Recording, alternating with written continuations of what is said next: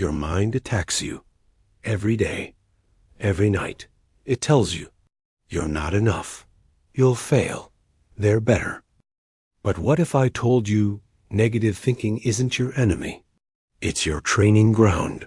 Every morning, before the world touches us, our mind awakens first, not with peace, not with clarity, but with doubt. We predict disasters that never happen. We replay mistakes that no longer exist. We fight battles that live only in imagination. And slowly, invisibly, we become prisoners of our own thoughts. But we begin to understand something profound. Thoughts are not commands. They are invitations. And we do not have to accept them. Here are 10 ways we learn to eliminate negative thinking, not by violence, but by mastery. 1. Observe the thought without obeying it. Most people believe every thought they have. They treat emotions as commands. A single idea appears in the mind, and they immediately act on it. But the Stoic learns a different skill. To observe the thought without obeying it, we stop reacting automatically. We pause. We breathe. We create a small distance between what we feel and what we do. A thought arises.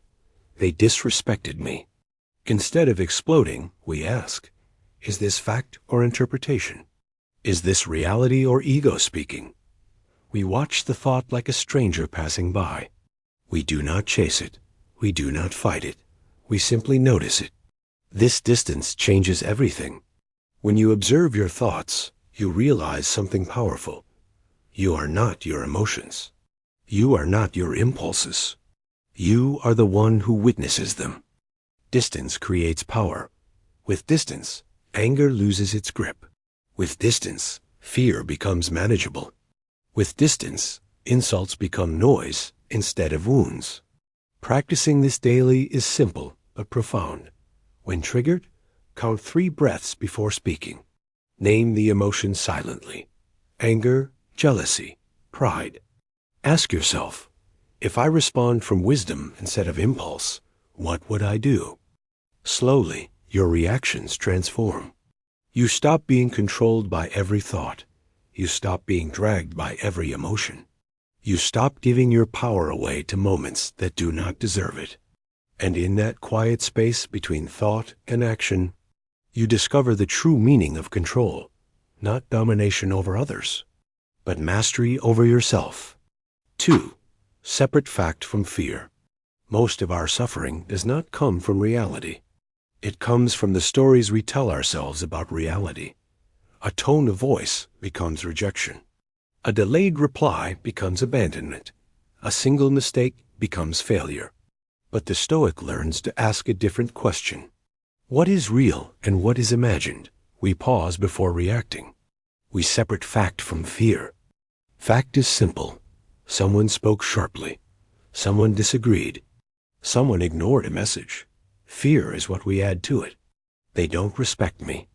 I'm losing them. I'm not enough. Epictetus warned us. It is not events that disturb us, but our judgments about them. Most suffering is fiction written by the mind. When we fail to separate fact from fear, we become prisoners of our own imagination. We fight battles that do not exist. We feel pain that has not truly happened. We destroy our peace over possibilities, not realities. The Stoic interrupts this pattern. We ask, what evidence do I actually have? What am I assuming? What story is my mind creating right now? This simple habit creates clarity. Fear loses its authority when exposed to reason. Anxiety shrinks when confronted with truth. Emotions become information, not commands. Practicing this daily changes the way you live. Before reacting, write down the facts. Then write down your interpretation. Compare them. You will often discover a shocking truth. Reality is lighter than your mind made it. When you separate fact from fear, you stop suffering unnecessarily. You stop reacting blindly. You start responding wisely. And in that moment, you reclaim something priceless. Your inner peace. 3. Question every inner voice. Inside every mind, there are many voices. Some are wise. Some are fearful. Some are wounded echoes of the past. But the greatest mistake we make is this. We treat every inner voice as truth. Not every voice inside us deserves authority. A thought whispers, "You're not enough." Another says, "They're laughing at you." Another insists, "You must react or you'll look weak." The Stoic does not obey these voices blindly. He questions them. We interrogate thoughts like witnesses in a courtroom. Is this voice speaking facts or fear? Is it reason or ego? Is it wisdom or insecurity? Marcus Aurelius wrote, "The mind adapts and converts to its own purposes the obstacle to our acting." When we fail to question our inner voices, we become puppets of our own mind. We react impulsively. We sabotage relationships. We create suffering where none was required.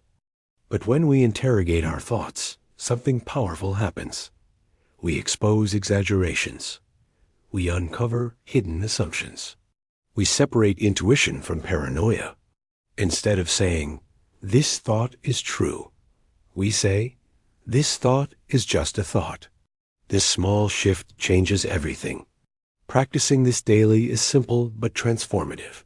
When a strong emotion arises, pause and ask, who is speaking right now? Fear, pride, habit, or reason? Imagine your mind as a courtroom.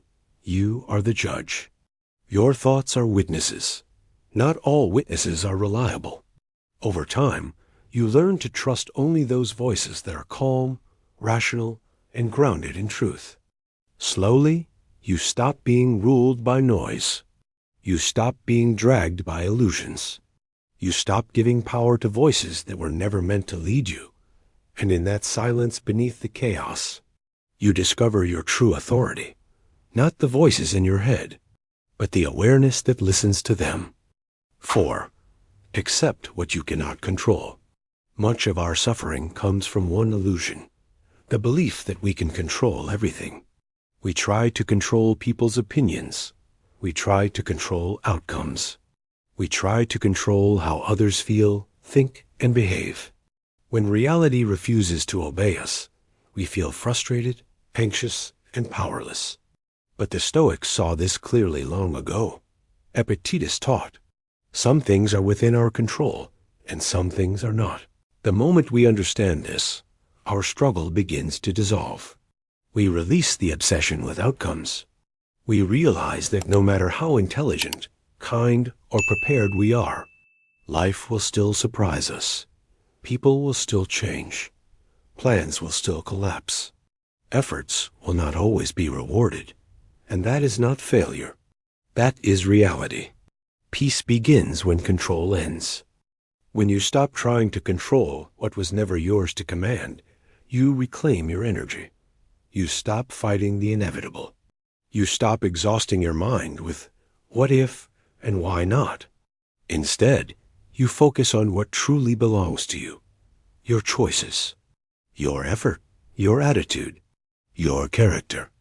Marcus Aurelius reminded himself, you have power over your mind, not outside events. Practicing this daily is simple yet transformative. When something goes wrong, ask yourself, is this within my control? If not, why am I suffering over it? Let go of what you cannot change. Invest fully in what you can. Slowly, something shifts inside you. You become calmer in chaos, stronger in uncertainty, free from the tyranny of outcomes. You still care. You still strive, but you no longer cling. And in that quiet acceptance, you discover a deeper kind of power. Not the power to control the world, but the power to remain unbroken by it. 5. Redirect focus to action. When the mind spirals, we move the body. Most suffering begins in stillness. Not the peaceful stillness of clarity, but the restless stillness of overthinking. A thought appears, then another, then 100 more. The mind starts building stories, imagining worst-case scenarios, replaying past mistakes, predicting future disasters. Soon, anxiety feels unavoidable. But the Stoic understands something powerful. The mind loses its grip when the body takes action. Action silences anxiety. When you move, you interrupt the spiral. When you act, you break the loop of fear. When you focus on what must be done, you stop feeding what cannot be controlled. Marcus Aurelius wrote, "Waste no more time arguing what a good man should be. Be one." The Stoic does not wait for perfect emotions before acting. He acts despite imperfect emotions. When you feel overwhelmed, clean your space, write one honest sentence, take a walk, finish one small task. These actions may seem insignificant, but they shift your identity from victim of thoughts to master of behavior. Instead of asking, "Why do I feel this way?" you ask, "What can I do right now?" This question changes everything. Fear shrinks when confronted with movement. Doubt weakens when faced with discipline. Chaos fades when replaced with purpose. Practicing this daily builds quiet strength. Every time your mind spirals, choose one action. Not dramatic, not perfect, just real. Over time, you realize something profound. You do not need to defeat every thought. You only need to outgrow it through action. Slowly, your mind becomes calmer. Your emotions become steadier. Your life becomes more intentional. You stop being trapped in your head. You start building reality with your hands. And in that shift, you discover the Stoic truth. You cannot always control your thoughts, but you can always choose your actions. And sometimes, action is the most powerful form of peace. 6. Redefine failure. Most people fear failure more than they fear stagnation. They avoid risks, silence their ambitions, and shrink their dreams, not because they lack talent, but because they dread humiliation. But the Stoic sees failure differently. Failure is not humiliation. It is information. It is feedback. Every setback reveals something reality is trying to teach us. Every mistake exposes a weakness, a blind spot, or an illusion. Every collapse uncovers what was never stable to begin with. Seneca wrote, "Difficulties strengthen the mind as labor does the body." When we define failure as proof of inadequacy, we become prisoners of fear. We hesitate. We procrastinate. We sabotage ourselves before the world ever gets the chance. But when we redefine failure as feedback, something changes. Fear loses its authority. Negative thinking dies when fear of failure dies. Instead of asking, "What if I fail?"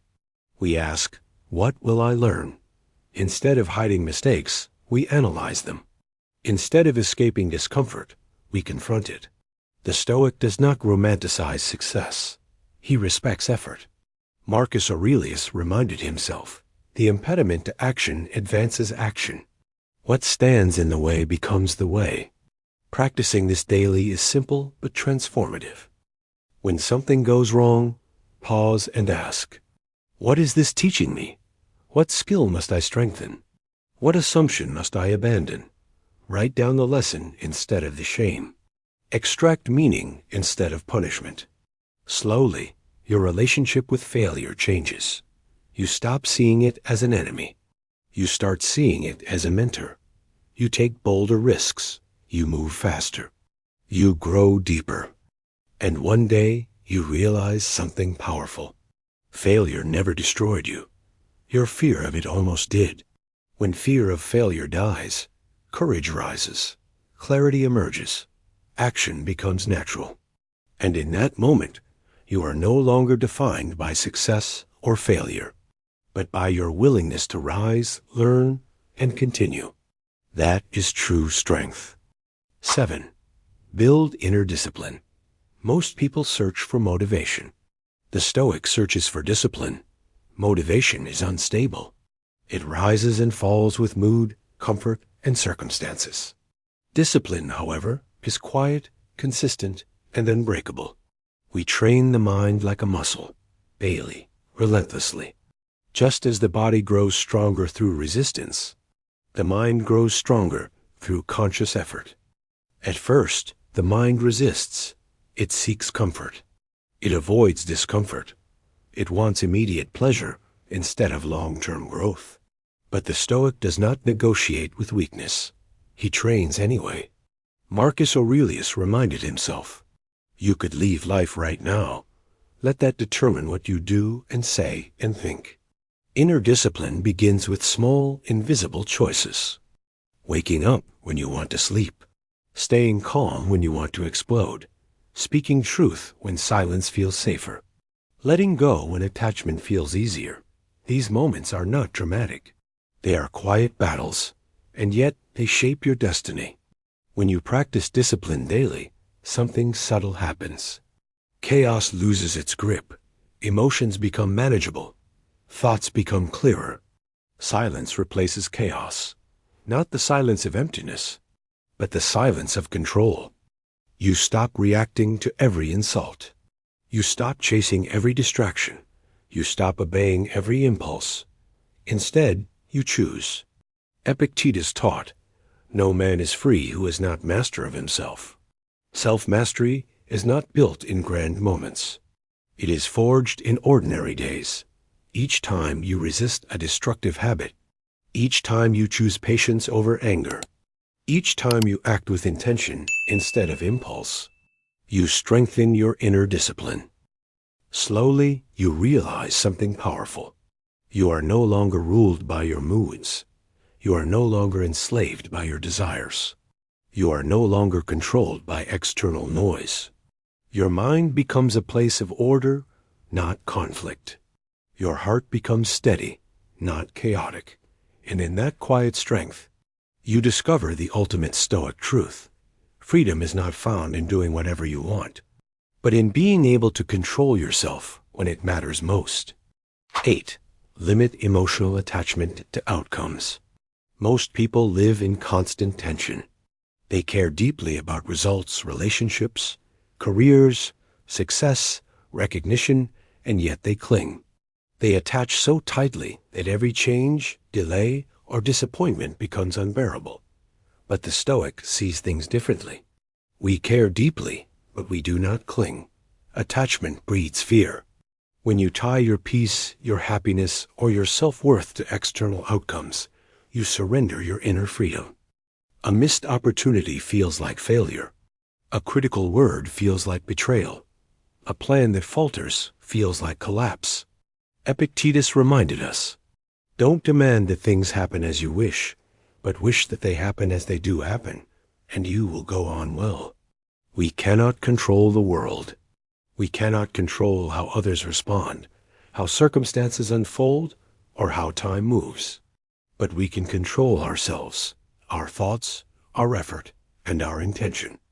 Limiting emotional attachment begins with conscious awareness. Observe your expectations. Notice when your mind clings to outcomes. Ask yourself, am I valuing this for what it is or for how it reflects on me? Practice daily habits that reinforce freedom. Do the work you can do without obsessing over the results.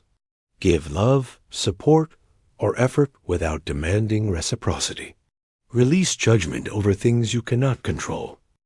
Marcus Aurelius wrote, "You have power over your mind, not outside events. Realize this, and you will find strength. When you care without clinging, you open a quiet strength inside yourself. You become steady in chaos. You remain calm when expectations fail. You love, give, and act fully without losing peace. Slowly, something profound happens. Your value stops depending on outcomes. Your emotions stop depending on events. Your freedom expands. Attachment fades, fear diminishes, and clarity emerges. You still care. You still strive. But you are no longer imprisoned by what may or may not happen. And in that quiet space, you discover the ultimate Stoic truth. Peace comes not from controlling life, but from mastering your response to it. 9. Replace reaction with reflection. Most people react before they think. A word triggers anger. A gesture sparks jealousy. A slight ignites fear. And in that instant, we surrender control. We allow external forces, someone else's tone, someone else's action, to dictate our inner state. We act impulsively, often regretting it later. The Stoic takes a different path. Before every response, we pause. This pause is small, invisible, but powerful. It is a breath, a moment of awareness, a choice. In that space, we separate stimulus from reaction. We stop obeying the automatic scripts written by fear, pride, or habit. Marcus Aurelius reminded himself, "When you are offended at any man's fault, turn to yourself and study your own failings. Then you'll forget your anger." Reflection transforms the moment. Negativity loses its grip. Anger becomes understanding. Fear becomes curiosity. Impulse becomes intention. The pause allows us to observe our emotions as they arise. We name them: anger, frustration, jealousy, pride. We ask, is this feeling based on fact or on assumption? Will acting now serve wisdom or ego? This practice is simple but profound.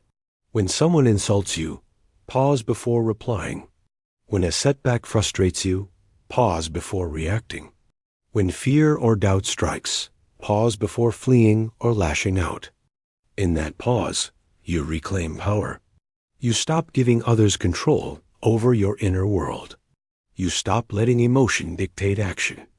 You respond consciously rather than reacting unconsciously. Over time, this habit transforms life. Conversations become calmer. Decisions become wiser. Your mind becomes a place of order, not chaos. Slowly, you realize a profound truth. You cannot always control what happens. You cannot control how others behave. But you can control how you meet every moment. Replace reaction with reflection. Pause, observe, choose. And in that simple, deliberate act, you discover freedom. You are no longer a puppet of circumstance. You are the master of your mind. 10. Choose identity over emotion. Most people live ruled by feelings. A fleeting anger dictates words. A passing fear determines choices. A moment of shame defines self-worth. But the Stoic asks a different question. Not, what do I feel? But, who do I choose to be? This is not denial. It is mastery. It is the conscious decision to act from character, not from impulse. It is choosing integrity over instant satisfaction, courage over comfort, wisdom over reaction. Slowly, something changes. The mind becomes quieter. Instead of racing with every emotion, it observes. The heart becomes steadier. Instead of leaping at every provocation, it pauses. The soul becomes unbreakable, not because darkness disappears, but because it is no longer feared. We do not eliminate darkness by denying it. We eliminate it by understanding it. When jealousy rises, we see it as a signal, not a verdict. When fear grips, we see it as information, not a prison. When doubt whispers, we see it as a thought, not a command. Marcus Aurelius wrote, "If you are distressed by anything external, the pain is not due to the thing itself, but to your estimate of it. And this you have the power to revoke at any moment." Daily, we practice this. We pause before reacting. We question the voice of emotion. We choose action that aligns with our principles. And one day, we realize something profound. Negative thinking did not disappear. It still arises. Challenges still appear. Pain still knocks, but it has lost its power over us. We are no longer defined by feelings. We are defined by choice, by the values we uphold, by the character we cultivate. Be honest with yourself. What is the one negative thought that controls your actions, your mood, your life? Now imagine letting it go today. If you stopped believing it, even for a moment, who could you become tomorrow? Comment your truth and share your breakthrough.